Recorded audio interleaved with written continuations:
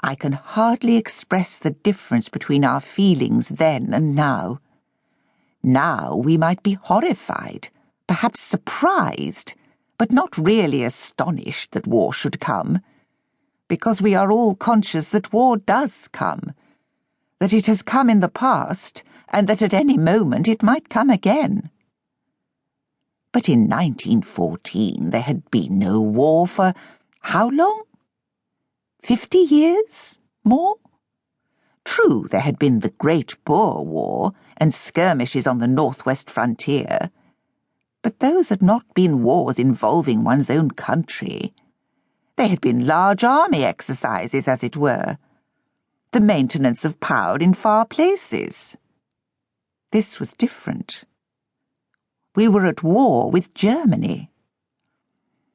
I received a wire from Archie. "Come Salisbury if you can. Hope to see you." The Flying Corps would be among the first to be mobilised. "We must go," I said to Mother. "We must." Without more ado, we set off to the railway station. We had little money in hand. The banks were shut. There was a moratorium, and no means of getting money in the town. We got into the train, I remember, but whenever ticket collectors came, though we had 3 or 4 £5 notes that Mother always kept by her, they refused them. Nobody would take £5 notes. All over southern England our names and addresses were taken by infinite numbers of ticket collectors. The trains were delayed and we had to change at various stations, but in the end we reached Salisbury that evening. We went to the county hotel there. Half an hour after our arrival, Archie came. We had little time together. He could not even stay and dine. We had half an hour, no more. Then he said goodbye and left. He was sure, as indeed all the Flying Corps was, that he would be killed and that he would never see me again. He was calm and cheerful as always, but all those early Flying Corps boys were of the opinion that a war would be the end, and quickly, of at least the first wave of them. The German Air Force was known to be powerful.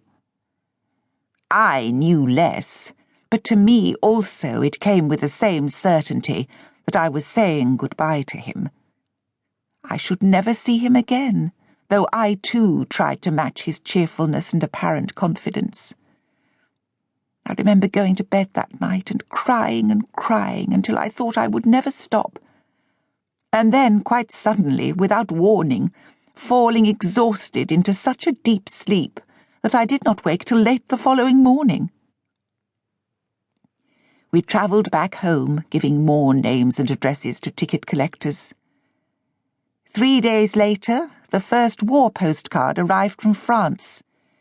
It had printed sentences on it, which anyone sending a card was only allowed to cross off or leave in.